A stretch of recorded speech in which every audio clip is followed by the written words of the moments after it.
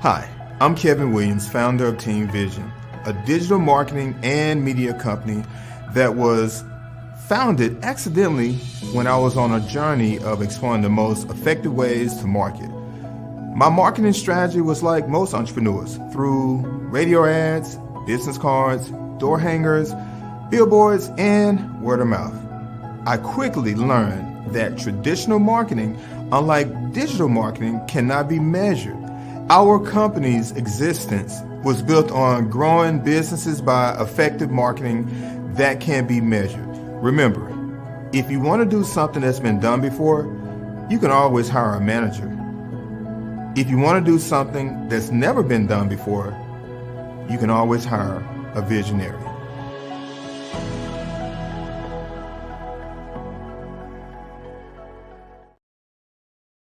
Wendy was a game changer. When she sent me that press release, it just about brought me to tears, because a lot of times we as business owners, we don't focus on ourselves.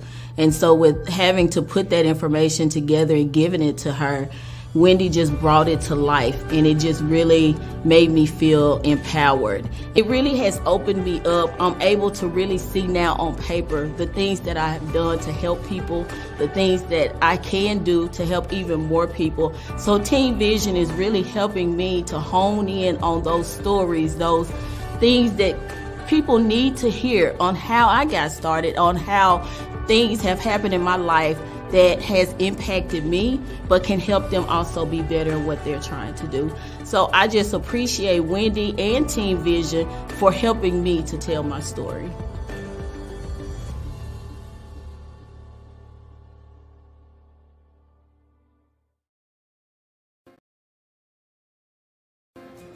My name is Daniel C., and I'm a farmer's insurance agent. I became a farmer's agent to help families understand the importance of protecting their family and their lifestyle in any event. In 2015, I experienced a sudden loss of my mother. Due to the lack of care from her insurance provider, she lacked the coverage needed for the unforeseen circumstance. The circumstance was all through while I was growing up, she had several insurance policies. Well, when she passed, all of a sudden, it was, within a 4-month period, she got diagnosed with stage 4 cancer, went through treatment, and then died in June. All from January to June. So we did not know that she didn't have an insurance policy. So we had to pay out of pocket. This event prompted me to find a way to help other people not be blindsided by any devastating event that can cause a hardship on the family. That's why insurance is so important. At Farmers, we provide insurance for just about anything you can think of. Smart people have insurance. Really smart people choose me. Ready to get smarter about your insurance coverage and get that VIP treatment you deserve? Call us to set up your free policy review or text free quote to 501-835-2858. I know you're smart, but you can always get smarter on your insurance needs to make sure your family is protected the way you want them to be. We are Farmers.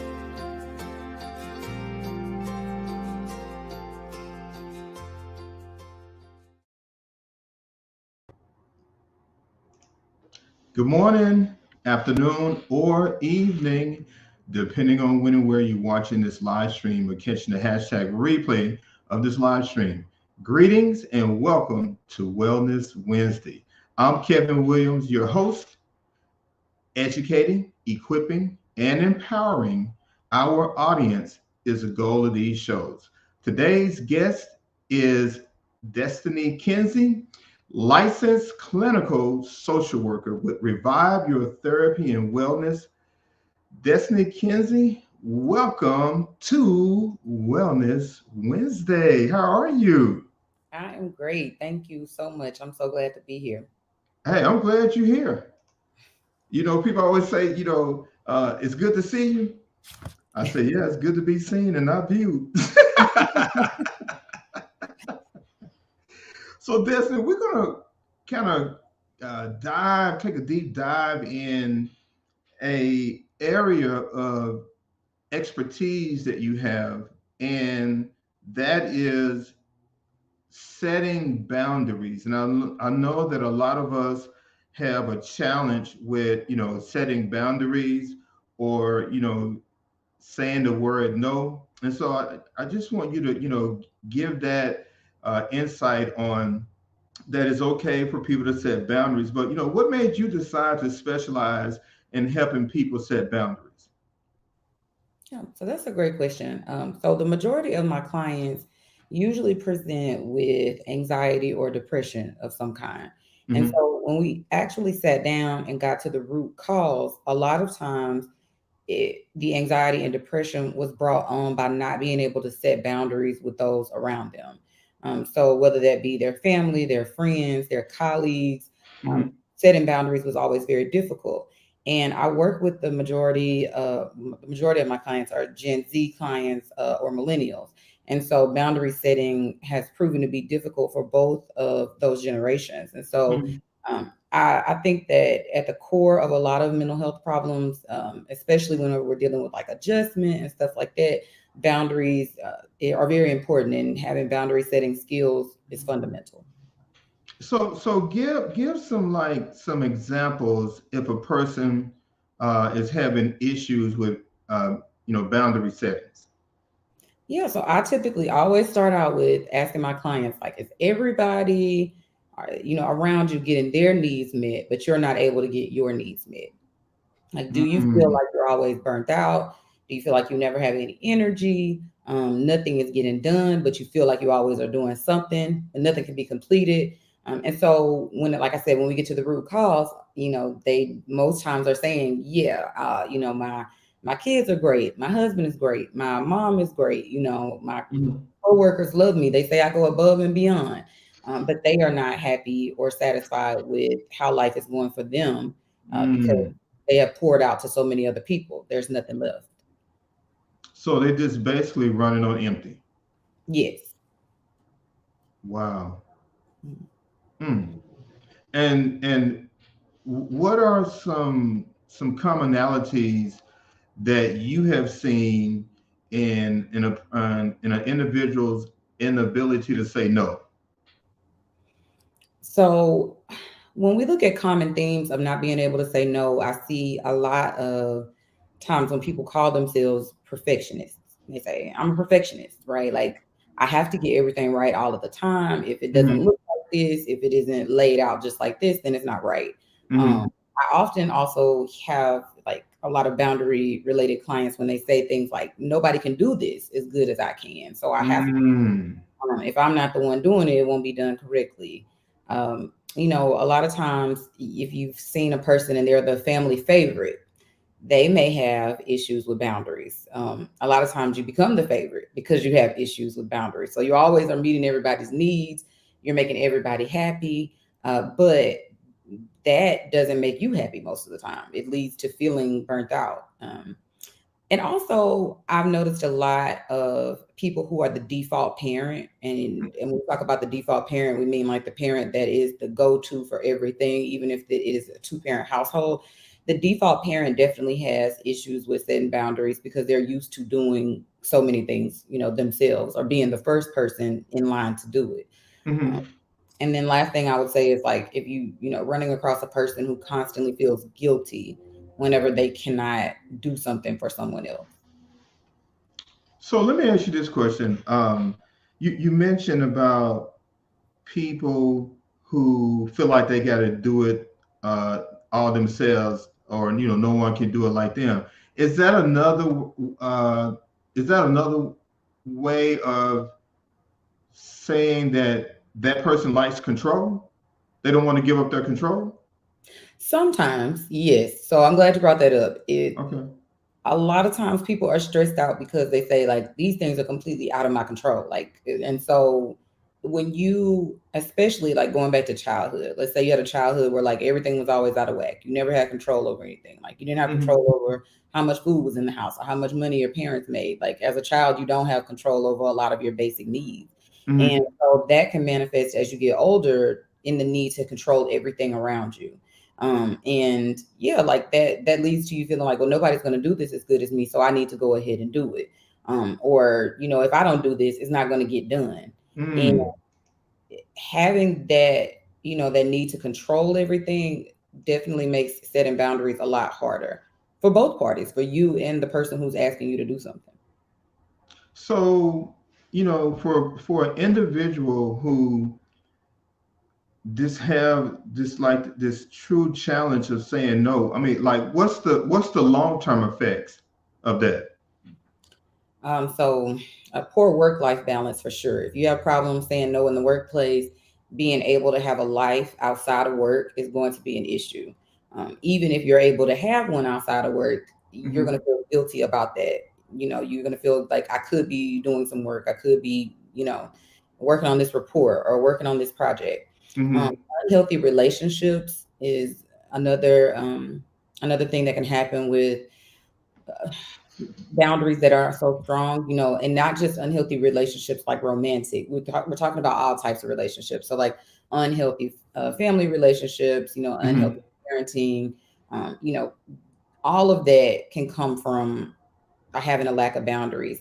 And then resentment towards other people. It's interesting because as a person, if you have issues setting boundaries, you become resentful of the people that are asking you, but yet you are still saying yes to all of their needs. So building additional resentment, but you're also reinforcing the idea that they should continue to ask you because you're going to perform and you're going to do it. And then just guilt, shame. A lot of people feel ashamed when they can't set boundaries with others. There's a loss of confidence that comes with that. And then I would say the biggest thing that I see is just like a lack of being able to prioritize whenever you don't have strong boundaries. Like if you don't know how to say no to anybody, that means you're saying yes to everybody. How can you realistically get all of those things done? So those are just a few that I would say impact in the long run. So what do you find people struggle the most with setting boundaries? Is it personally, professionally, or is it, a combination of both? I would say it's a combination of both. So professional for sure, obviously at work, it can be hard to set boundaries. And I think that relates a lot to like, especially, as a millennial, I would say it relates to like the hustle culture that has been ingrained to like, oh, you have to work really hard and you have to work your way up the corporate ladder. And and so you need to take on these extra projects. You need to work really long hours to prove that you're a good employee or good enough to be promoted or deserve to keep your job. Right. But also like, whenever you care a lot about how people feel about you, and especially at work, you're going to take on more tasks than what you should because you are hoping that like, okay, if I say no to this person, I hope that they don't, get upset with me. Or I hope that what if I say no to my manager and they don't offer me a big project again? So that is what that can look like at work. I've seen also personal boundary issues. And these, while I say it's a combination of both, I see a lot more with personal. And I'll say this. It's easy to not set boundaries with your family because you care about how you're perceived by your family. You don't want your family to be upset with you. You don't want them to not feel like you're dependable or that you are an outcast, a black sheep. So it's easy to not set boundaries with them. It's much easier if you see somebody on the street and they ask you for $50 and you're like, no. Right. But then your sweet grandma asked you for $50. And even though she hadn't paid you back the last 50 from last week or the week before that, and she's gotten money over and over again, you're going to have problems saying no to that because you don't want your grandma to be upset with you. Right. So while I say it is a combination, I do see a little bit more prevalence with personal boundaries, especially with family and friends. So, I mean, what's the solution to combat, issues of saying no? Okay, that's a great question. So to me, there is like a 5-step method. And the first step is to identify who you have boundary issues with. Okay. And where. So is it that you have boundary issues at home and at work and in your personal life outside of home? So like, are you having issues with family and friends and work?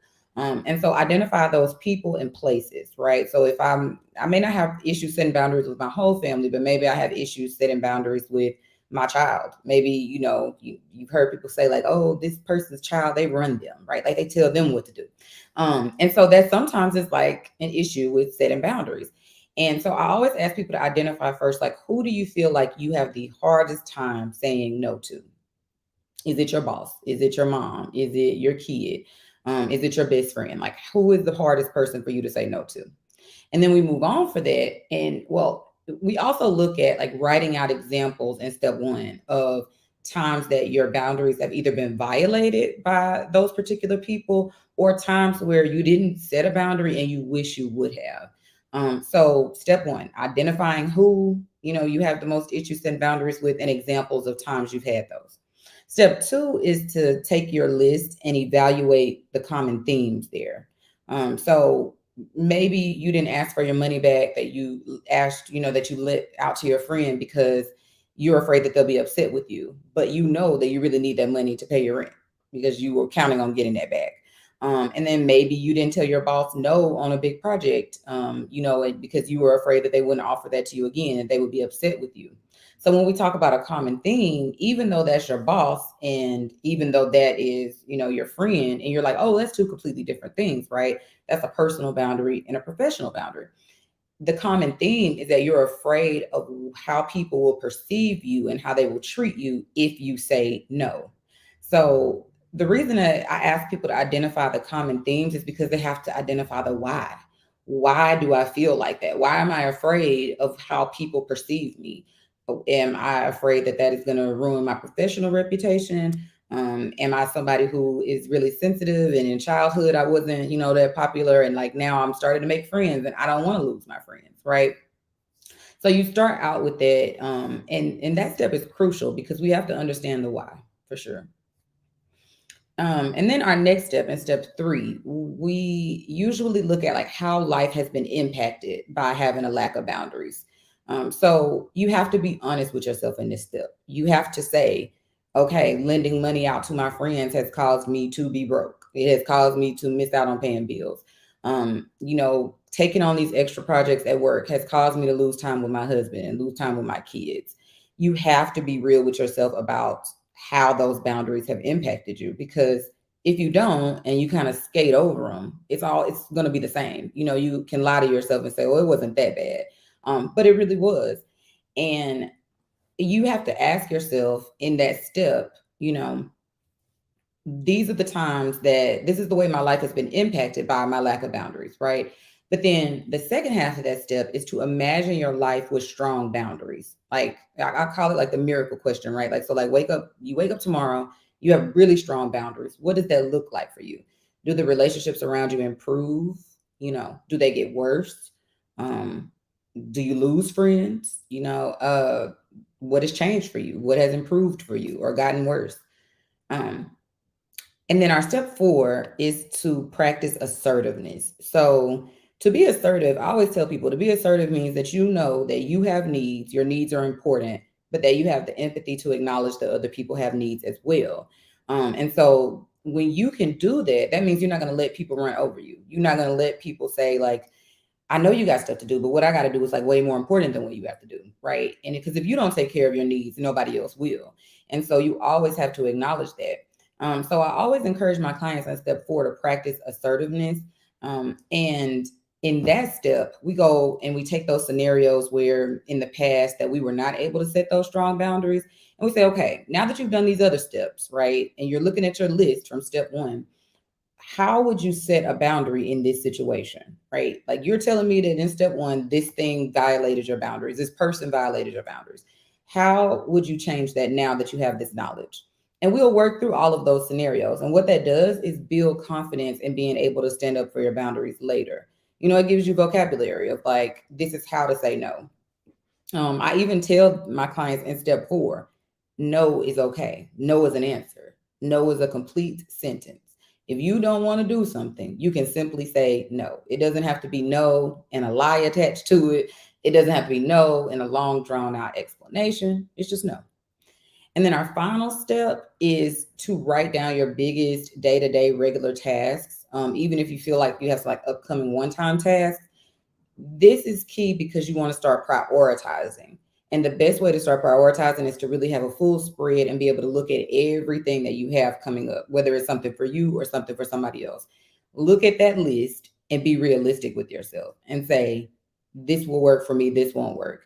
This is something that everybody claims it's urgent, but when I really think about it, I can get this done next week and nothing bad is going to happen from that. So that last step allows you to release yourself from the mindset that you have to say yes to everything and that everything is urgent, because a lot of times it's not. And so I would say, yeah, that's our typical 5-step process.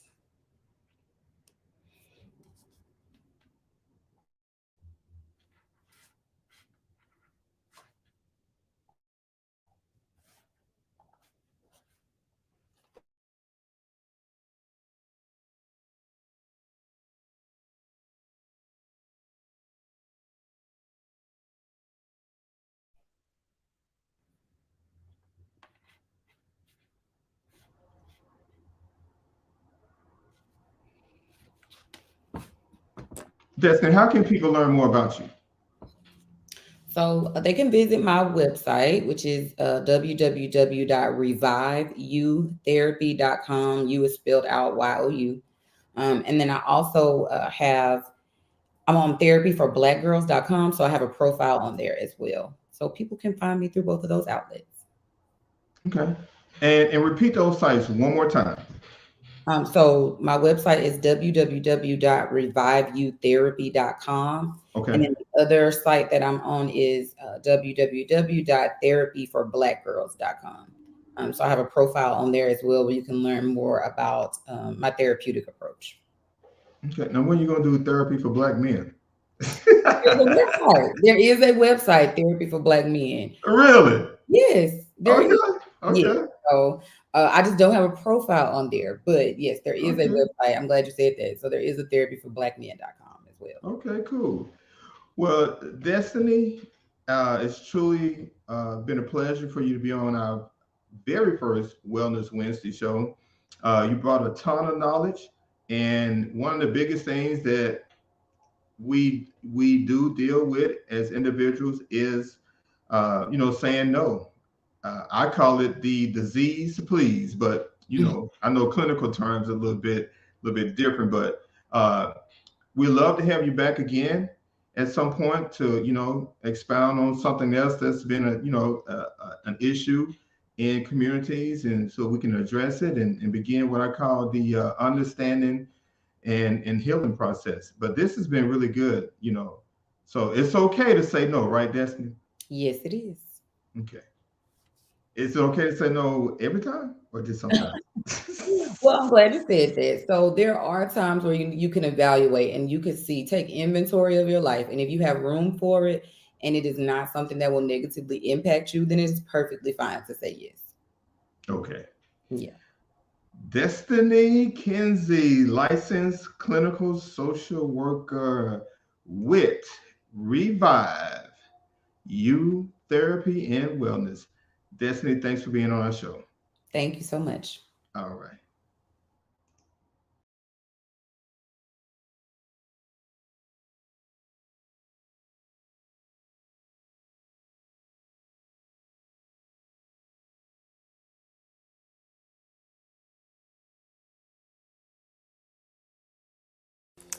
I am Carissa Hill, the co-owner of Posh Automotive. I am responsible for the intake of our inventory for the dealership, parts, service, auctions, finance, warranties, you name it. I am responsible for those duties and tasks. I come in on a regular basis from 9 to 5, but my work definitely doesn't stop there. I am in the auto industry because it's something that I love to do.